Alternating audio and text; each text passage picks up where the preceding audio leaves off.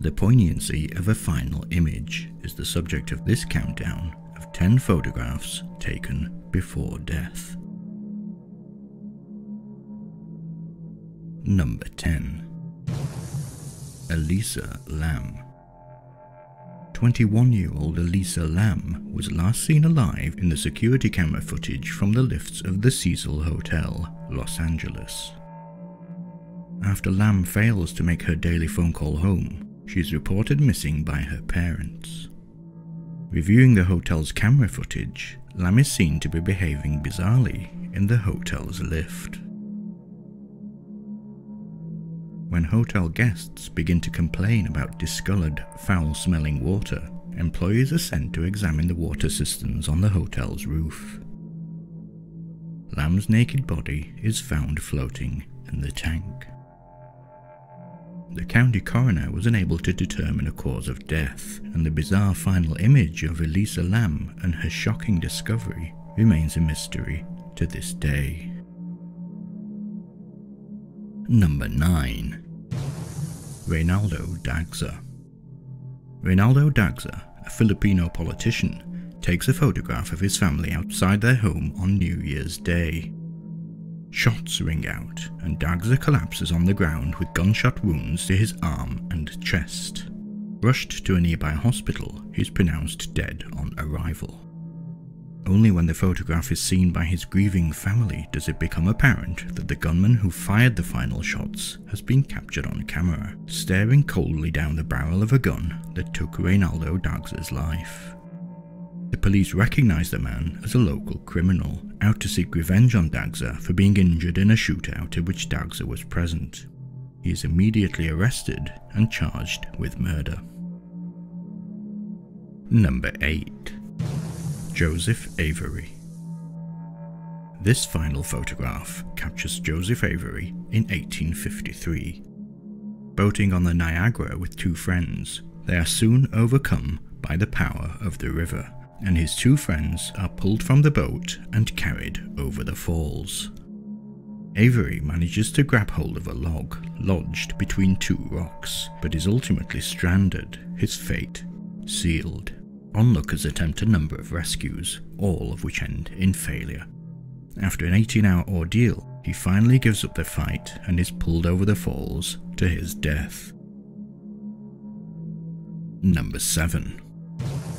R. Budd Dwyer.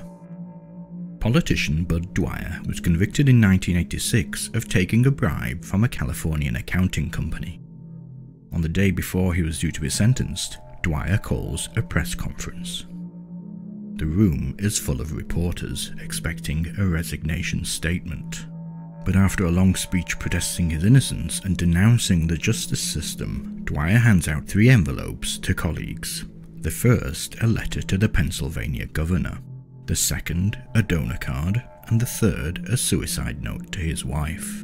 Taking a gun from the manila envelope in his briefcase, R. Budd Dwyer shoots himself on live television. In 2010, the key witness, whose testimony was critical to Dwyer's conviction, admitted lying under oath to reduce the severity of his own sentence. Number 6. Carl Williams.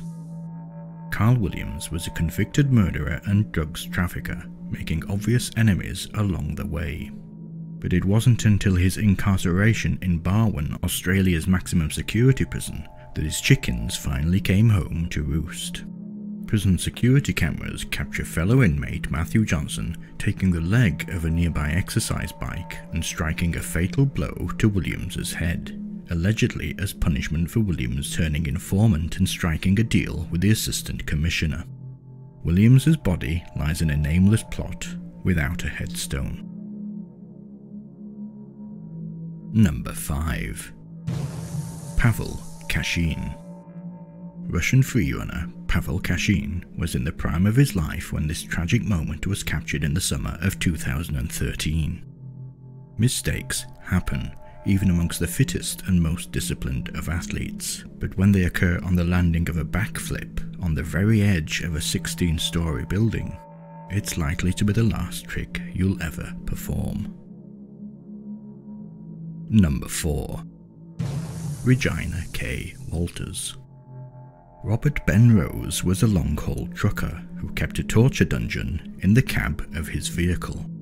The police believed Rhodes held his victims captive for about a week before shooting them and disposing of the body. Rhodes was arrested when an Arizona state trooper examined the parked-up truck and discovered Rose inside his cab with a shackled, naked teenager.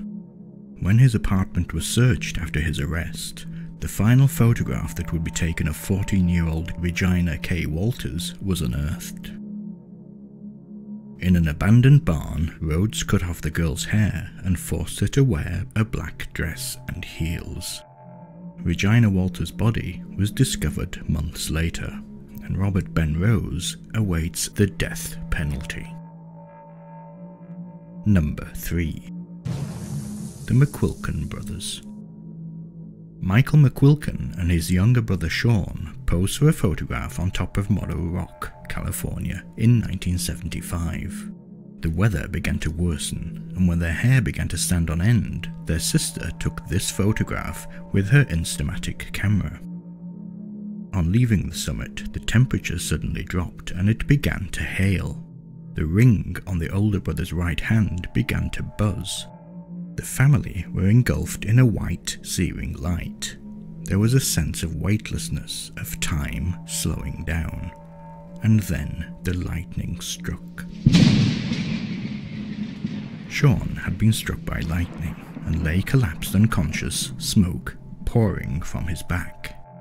He was carried down the mountain by his brother to receive treatment to his third-degree burns, passing along the way a woman desperately giving emergency first aid to her husband, who had the smallest of burn marks near his heart.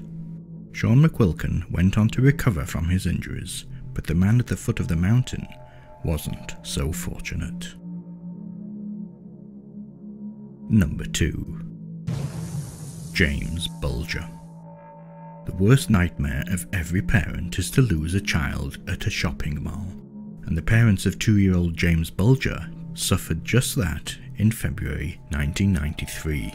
The mall's security cameras showed 2 males leading him quickly outside, and proved to be the last haunting image of James Bulger in his tragically short life.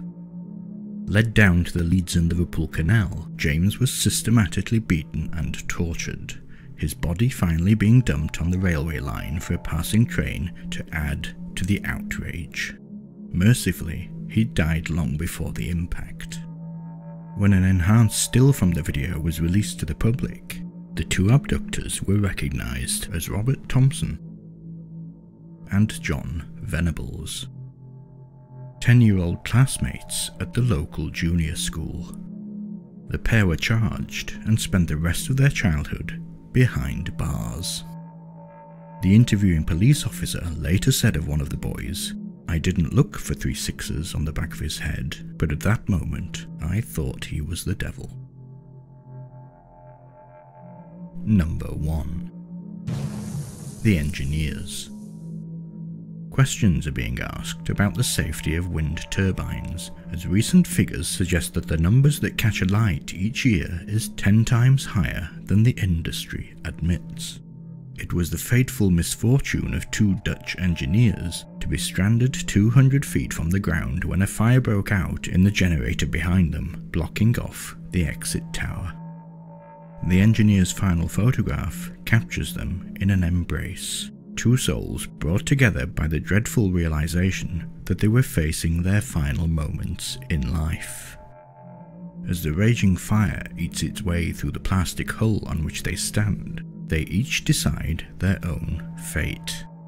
One engineer leaps from the tip of the turbine to meet his death in the wet grass 200 feet below him.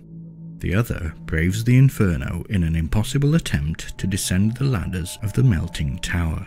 His body is discovered at the top of the ladder when the fire is finally brought under control. A poignant final image that reminds us that although we must each face the final walk alone, the path is shared between us all, bound together as we are by the tragedy of the human condition.